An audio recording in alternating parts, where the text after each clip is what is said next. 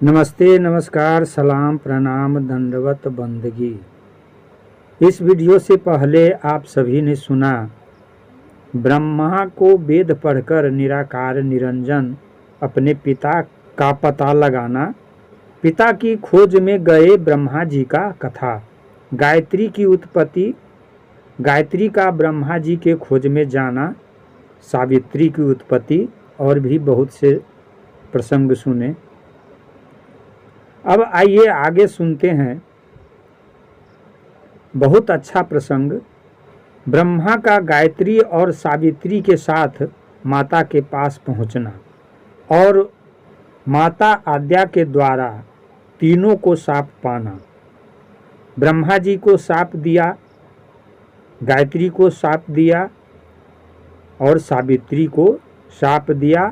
किस किस योनि में जन्म लेना पड़ेगा और क्या क्या होगा सब बताया। तो आइए सुनते हैं। इससे पहले आप सभी से अर्जी, निवेदन, विनती, प्रार्थना है। लाइक कर देंगे, सब्सक्राइब कर देंगे, शेयर कर देंगे। साहेब बंदगी, साहेब बंदगी, साहेब बंदगी। ब्रह्मा का गायत्री और सावित्री के साथ माता के पास पहुंचना तथा सबसे माता का शाप पाना। ब्रह्मा, गायत्री और सावित्री ने माता अष्टांगी के सामने जाकर प्रणाम किया। तब माता ने उनसे सब कुशल क्षेम पूछी। माता आद्या अष्टांगी कहती है कि हे ब्रह्मा, कहिए क्या तुमने अपने पिता के दर्शन पाए और यह दूसरी स्त्री कहाँ से लाए? ब्रह्मा ने माता आद्या से कहा कि ये दोनों साक्षी है कि मैंने पिता का दर्शन पा लिया है। इन दोनों की आंखों के सामने मैंने उनका शीश स्पर्श किया है। तब माता अष्टांगी ने उत्तम तरीके से पूछा कि हे गायत्री, विचार करके कहो, क्या तुमने अपनी आंखों से देखा है कि ब्रह्मा ने पिता का दर्शन पाया? और सत्य बताओ कि उनके दर्शन का इस पर क्या प्रभाव पड़ा? तब गायत्री ने माता आद्या से कहा कि ब्रह्मा ने पिता के शीश का दर्शन पाया है। मैंने अपनी आंखों से देखा है कि ब्रह्मा ने उनके शीश को आदर सहित स्पर्श किया। सत्य ही ब्रह्मा प्रजापति अपने पिता निरंजन से मिले। गायत्री कहती है कि ब्रह्मा ने फूल लेकर अपने पिता के शीश का स्पर्श किया है। मैं अपनी इन आँखों से सब देखती रही। हे माता, यह सब सत्य है। ब्रह्मा ने जलधार पर फूल भी चढ़ाए। फूल से ही यह पुष्पावती उस स्थान से प्रकट हुई। इसने भी पिता का दर्शन पा लिया है। यह इस स्त्री से पूछिए। गायत्री कहती है कि हे माता, यह मैंने जो कहा है सही है। तुम इस पुष्पावती से पूछ लो। मैंने तुम्हें सब सत्य ही कहा है। इसमें एक रति भी झूठ नहीं है। माता आद्या कहती है कि हे पुष्पावती, मुझसे सत्य कहो। इसी क्षण तुम मुझे बताओ जो ब्रह्मा ने पिता के शीश पर चढ़ाया। आद्या माता कहती है कि हे पुष्पावती, मैं यह तुमसे पूछती हूँ कि ब्रह्मा ने पिता के दर्शन किस प्रकार किए। पिता के दर्शन की कथा का मुझे सत्य सत्य वर्णन करो। सावित्री, पुष्पावती ने ऐसा वचन उच्चारण कर कहा कि हे माता, तुम मेरी बात निश्चय पूर्वक मानो। चतुर्मुखी ब्रह्मा ने पिता के शीश के दर्शन पाए और शांत एवं स्थिर मन से शीश पर जल व फूल चढ़ाए। सतगुरु कबीर साहब कहते हैं कि गायत्री गवाही को सुनते ही माता आद्या परेशान हो गई। इस पर उसे आश्चर्य हुआ तथा इस रहस्य को वह नहीं समझी। आद्या माता मन में चिंता करती हुई विचारती है कि अलख निरंजन ने तो ऐसी प्रतिज्ञा कर रखी थी कि कोई मुझे आंखों से नहीं देख पाएगा, परंतु ये तीनों लवारी झूठ कपटी कैसे कहते हैं कि इन्होंने पिता निरंजन का दर्शन पाया है। हे अलख निरंजन, अब तुम ही इसे संभालो। उस क्षण अष्टांगी ने ध्यान किया और ध्यान में ही निरंजन से ऐसा कहा कि मुझे सत्य बताओ। निरंजन ने अष्टांगी के ध्यान में कहा कि ब्रह्मा ने मेरा दर्शन नहीं पाया, इसने तुम्हारे पास जाकर झूठी गवाही दिलवाई है। इस तीनों ने झूठ बनाकर सब कहा है, इनकी बात मत मानो, यह सब झूठ है। कबीर साहब कहते हैं कि धर्मदास, आद्या माता ने ध्यान करते हुए निरंजन की सत्य बात सुनकर बहुत क्रोध किया और तब उसने ब्रह्मा को शाप दिया। माता आद्या ने कहा कि हे ब्रह्मा, तुम्हारी पूजा कोई नहीं करेगा, क्योंकि तुमने मेरे पास आकर झूठ बोला था। एक तो तुम झूठ बोले हो और न करने योग्य अकर्म दुष्कर्म किया, इससे तुमने अपने सिर पर बहुत भारी पाप ले लिया है। आगे जो भी तुम्हारी शाखा संतति होगी वह बहुत झूठ एवं पाप करेगी। तुम्हारी संतति ब्रह्मा के वंश वाले अथवा ब्रह्मा के नाम कहे जाने वाले ब्राह्मण प्रकट में तो बहुत नियम, धर्म, व्रत, उपवास, पूजा एवं शुचि आदि करेंगे, परंतु उनके मन के भीतर पाप मैल का विस्तार रहेगा। वे तुम्हारी संतान विष्णु भक्तों से अहंकार करेगी, इससे वे नरक में जाएगी, पड़ेगी। तुम्हारे वंश वाले पुराणों की धर्म कथाओं को औरों को समझाएंगे, परंतु स्वयं उसका आचरण न करके आप दुख पाएंगे। उनसे जो और लोग ज्ञान की बातें सुनेंगे उसके अनुसार वे भक्ति कर उसे सत्य कहेंगे। परमात्मा का ज्ञान एवं भक्ति को छोड़कर दूसरे देवताओं को ईश्वर का अंश बताकर उनकी भक्ति पूजा कराएंगे। औरों की निंदा बुराई करके वीर काल काल के मुख में जाएंगे। अनेक देवी देवताओं की बहुत प्रकार से पूजा करके यजमानों से दक्षिणा लेंगे और दक्षिणा के कारण पशु बलि में पशुओं का गला कटाएंगे या दक्षिणा के लालच में यजमानों को बेवकूफ़ बनाएंगे। फिर जाकर वे जिसको शिष्य करेंगे बनाएंगे उसे परमार्थ कल्याण का रास्ता नहीं दिखलाएंगे। परमार्थ के तो वे पास नहीं जाएंगे, परंतु अपने स्वार्थ के लिए सबको अपनी बात समझाएंगे।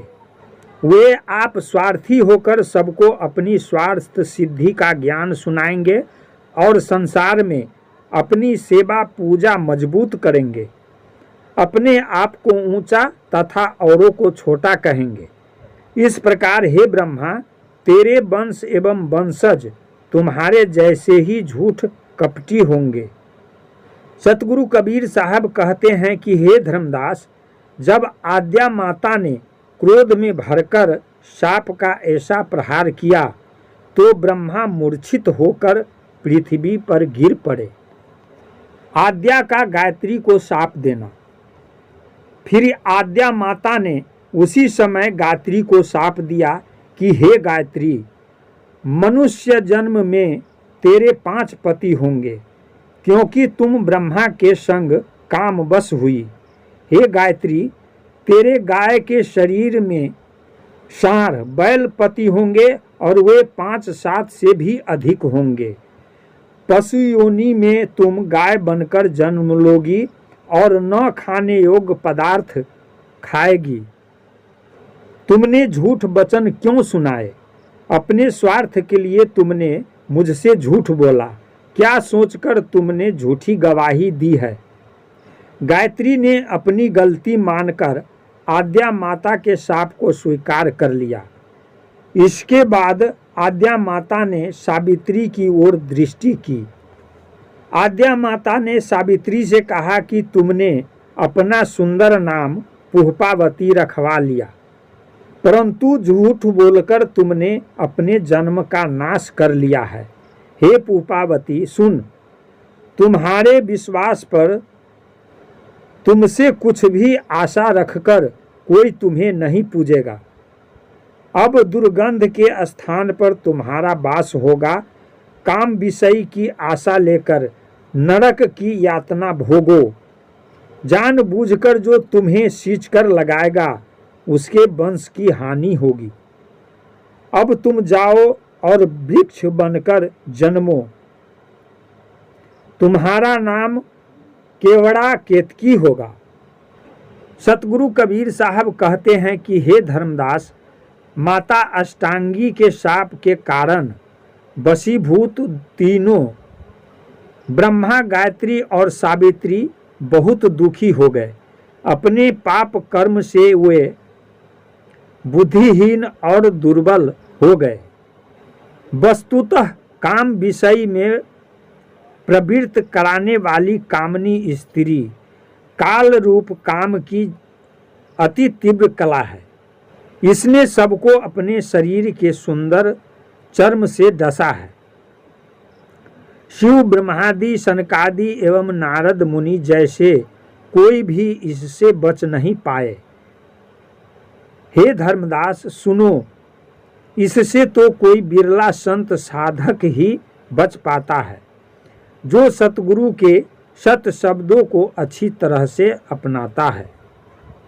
सतगुरु के सत शब्द के प्रताप से यह काल रूप काम कला जीवन में नहीं फैलती। जो कल्याण की इच्छा रखने वाला भक्त मन वचन कर्म से सतगुरु के श्री चरणों को ग्रहण करता है, पाप उसके पास नहीं आता। शाप देने पर आद्या का पश्चाताप और निरंजन से डरना।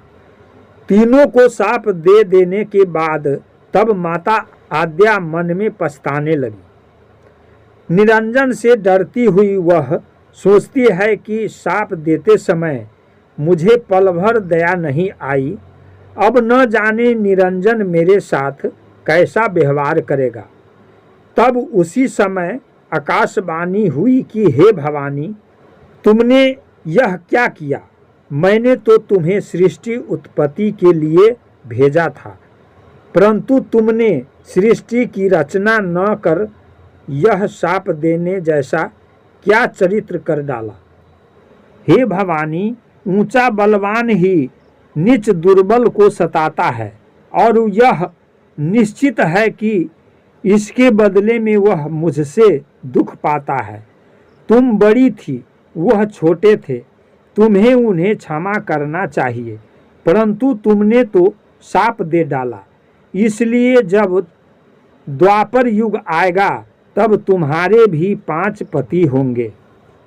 जब माता आद्या भवानी ने अपने दिए गए शाप के बदले में अपने लिए निरंजन का शाप सुना तो मन में उसका सोच विचार किया, परंतु मुंह से कुछ न बोली। वह सोचती है कि मैंने बदले में शाप पाया, अब हे निरंजन राव, मैं क्या करूं? मैं तो तेरे बस में पड़ी हुई हूँ। जैसा चाहो वैसा मेरा उपाय करो, जैसा चाहो वैसा मुझसे व्यवहार करो। विष्णु का गौर से श्याम होने का कारण। फिर माता आद्या ने विष्णु को बुलाते प्यार करते हुए कहा कि हे पुत्र, तुम मेरी एक बात सुनो। तुम मुझे सच सच समझाकर कहो कि जब तुम पिता के चरण स्पर्श करने गए थे तब क्या हुआ? पहले तो तुम्हारा शरीर गोरा था, धैर्यवान, ऐसा कौन सा कारण हुआ कि तुम श्याम रंग हो गए? विष्णु ने माता आद्या से कहा कि हे माता, तुम्हारी आज्ञा पाकर मैं उसी समय पिता के चरण स्पर्श करने पाताल लोक की ओर चल दिया। मैंने अपने हाथों से अक्षत व पुष्प लिए और उस ओर चला जहां पाताल की ओर जाने का मार्ग था। चलते हुए मैं शेषनाग के पास पहुंच गया। वहां उसके विष के तेज से मैं सुस्त हो गया। उसके विष के तेज मैं श्याम हो गया। तब एक आवाज आई, अरे विष्णु, तुम अपनी माता के पास वापस लौट जाओ। तुम्हें यह सत्य वचन समझाकर कहा जाता है, जैसे ही सतयुग एवं त्रेता युग बीत जाएंगे तब ही तीसरा पद द्वापर युग होगा। तब कृष्णा अवतार में तुम शेषनाग से अपना बदला लोगे। तब तुम कृष्णा अवतार यमुना नदी पर जाकर उसमें रहने वाले शेषनाग को मथोगे। अब तुम जाओ, देर मत लगाओ। जो ऊंचा होकर अपने से नीचे वाले को सताता है उसका बदला वह मुझसे पाता है। जो जीव जब दूसरों को दुख देता है तब हम बदले में उसे दुख दिखाते हैं। हे माता, उस आवाज को सुनकर मैं तब ही तुम्हारे पास पहुंचा हूं और मैंने जो भी किया सब सच सच कह दिया। मुझे पिता के श्री चरण भी नहीं मिले और शेषनाग की विष ज्वाला से मेरा रंग भी श्यामला हो गया। जब मैंने पिता के श्री चरण का दर्शन नहीं पाया तब परेशान एवं दुखी होकर फिर यहाँ पर आया हूँ। विष्णु की इतनी सत्य बात सुनकर माता प्रसन्न हो गई और उसने प्यार से विष्णु को गोद में उठा लिया। फिर वह माता आदि भवानी ऐसा कहती है कि हे प्रिय पुत्र, अब तुम मेरी बात सुनो। हे पुत्र विष्णु, देख मैं तुम्हें तुम्हारे पिता से मिलाती हूँ और तुम्हारे मन का भ्रम मिटाती हूँ। पहले तुम बाहर की स्थूल चम्र दृष्टि को छोड़कर भीतर की ज्ञान दृष्टि से देखो और अपने हृदय में मेरे वचन को परखो, समझो। स्थूल देह के भीतर सूक्ष्म मन के स्वरूप को ही कर्ता समझो। मन में दूसरा और किसी को कर्ता न मानो। यह मन बहुत ही चंचल एवं गतिशील है। यह क्षण भर में स्वर्ग पाताल की दौड़ लगाता है। यह मन स्वच्छंद सब ओर विचरता है। क्षण भर में अनंत कला दिखाता है और इस मन को कोई नहीं देख पाता। मन को ही निराकार कहो। मन की आशा एवं सहारे पर दिन रात रहो। आद्या माता ने कहा कि बाहरी दुनिया से ध्यान हटाकर अंतर्मुखी हो जाओ और अपनी सुरति एवं दृष्टि को पलटकर भ्रिकुटी के मध्य आज्ञा चक्र में या हृदय के शून्य में ज्योति को देखो, जहाँ झिलमिल ज्योति झिलमिलाती झालर सी प्रकाशित होती है। विष्णु ने अपने श्वास को फिराकर घुमाकर भीतर आकाश की ओर दौड़ाया और आकाश मार्ग में ध्यान लगाया। जैसे आद्या माता ने कहकर समझाया वैसे ही विष्णु ने मन में ध्यान लगाया। विष्णु ने हृदय गुफा में प्रवेश कर ध्यान लगाया। ध्यान प्रक्रिया में उसने पहले अपने श्वास का संयम प्राणायाम विधि से किया। कुंभक की स्थिति में जब उसने श्वास को रोक दिया तो श्वास ऊपर उठकर ध्यान के केंद्र के शून्य में आया। वहां उससे अनहद नाद की गर्जना हुई। तब अनहद नाद की ध्वनि सुनते ही विष्णु प्रसन्न हो गए। फिर मन में कैसे अनूठे भाव का खेल किया। उसमें श्याम, श्वेत, पीला, हरा और लाल रंग दिखाकर अनेक मिश्रित रंग दिखाए। विशेष जिन 5 तत्वों के संयोग से इस शरीर का निर्माण हुआ है उन्हीं 5 तत्वों के क्रमशः पृथ्वी पीला, पानी श्वेत साहेबंदगी, अग्नि लाल साहेबंदगी, वायु हरा और आकाश श्याम, ये 5 रंग है। जो ध्यान साधना करने पर दिखाई देते हैं। सतगुरु कबीर साहब कहते हैं कि हे धर्मदास, उसके बाद फिर मन ने अपने आप दिखाया, जो ज्योति प्रकाश किया उसे देखकर विष्णु प्रसन्न हो गए। विष्णु ने माता आद्या को शीश नवाया, फिर विष्णु माता आद्या के अधीन हो गए। विष्णु ने नम्रता पूर्वक कहा कि हे माता, तुम्हारी कृपा से मैंने जगत के ईश्वर को देखा। धर्मदास ने सतगुरु कबीर साहब के चरणों में माथा टेककर विनती पूर्वक कहा कि हे साहेब, मेरे भीतर एक भ्रम उत्पन्न हुआ है।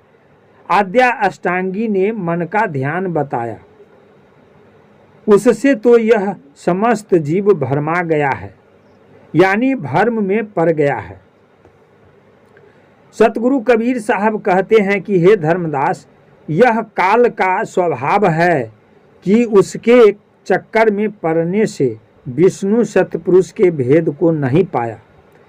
निरंजन ने अष्टांगी को पहले ही आदेश दे रखा था कि ऐसा उपाय करना जिसमें कोई सतपुरुष के भेद को न जान सके। कामनी अष्टांगी का यह दाव देखो, उसने अमृत स्वरूप सतपुरुष को छिपाकर विष रूपी काल निरंजन को पेश किया।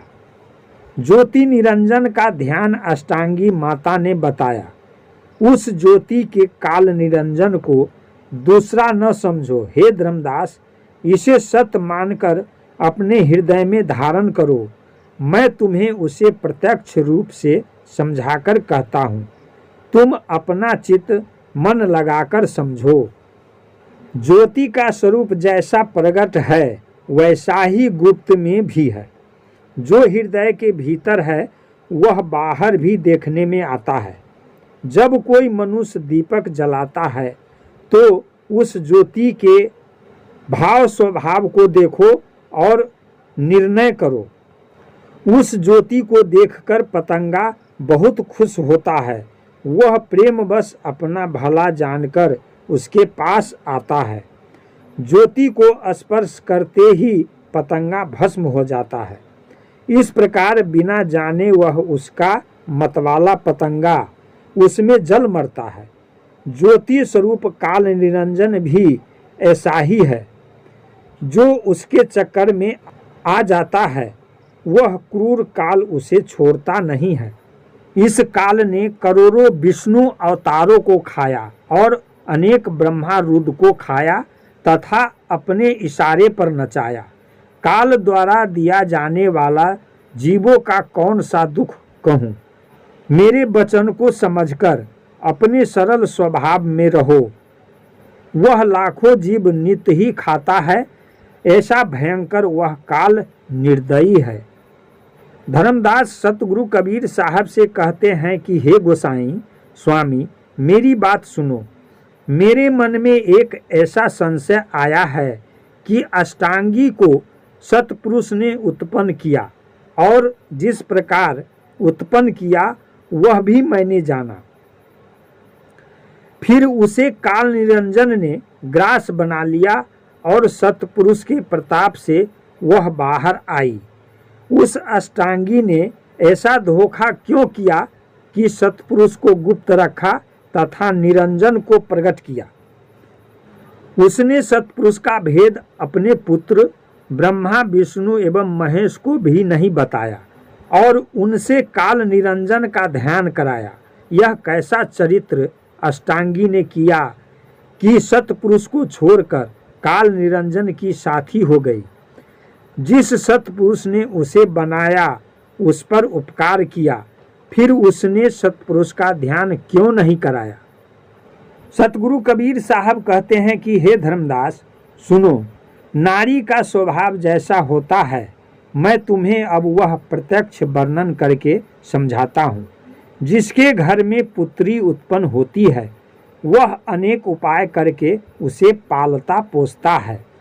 वह उसे पहनने को वस्त्र, खाने को भोजन, सोने का सैया, रहने को घर एवं सब सुख देते हैं और घर बाहर सब जगह पर उस पर विश्वास करते हैं। उसके माता पिता उसके विवाह में यज्ञ कराकर उसे वर देते हैं, फिर प्रेम पूर्वक विधि विधान से उसे विदा करते हैं। माता पिता के घर से विदा होकर वह अपने स्वामी के घर गई तो उसके साथ गुण एवं प्रेम में इतनी मग्न हो गई कि फिर उसने अपने माता पिता सबको भुला दिया। हे धर्मदास, ऐसा नारी का स्वभाव है, इसलिए नारी स्वभाववश आद्या पराई हो गई। वह काल निरंजन के साथ होकर अपने पुत्र विष्णु को काल निरंजन का ही रूप दिखाया, इसलिए वह नारी स्वभाव आद्या पराई हो गई। वह काल निरंजन के साथ होकर उसी की होकर रह गई। अतः एवं उसने सतपुरुष के रहस्य को प्रकट नहीं किया और अपने पुत्र विष्णु को काल निरंजन का ही रूप दिखाया। धर्मदास सतगुरु कबीर साहब से कहते हैं कि हे साहब, यह रहस्य तो मैंने जान लिया, अब आगे का रहस्य बताओ कि आगे क्या हुआ। नमस्ते, नमस्कार, सलाम, प्रणाम, दंडवत, बंदगी। अभी आप सुन रहे थे ब्रह्मा का गायत्री और सावित्री के साथ माता के पास पहुंचना तथा सबको आद्या के द्वारा शाप पाना। गायत्री को श्राप देना, सावित्री को श्राप देना, ब्रह्मा को श्राप देना, शाप देकर फिर पछताना, पश्चाताप करना और निरंजन से डरना, और भी प्रसंग सुना। फिर आगे दूसरा प्रसंग के साथ मिलते हैं। साहेब बंदगी, साहेब बंदगी, साहेब।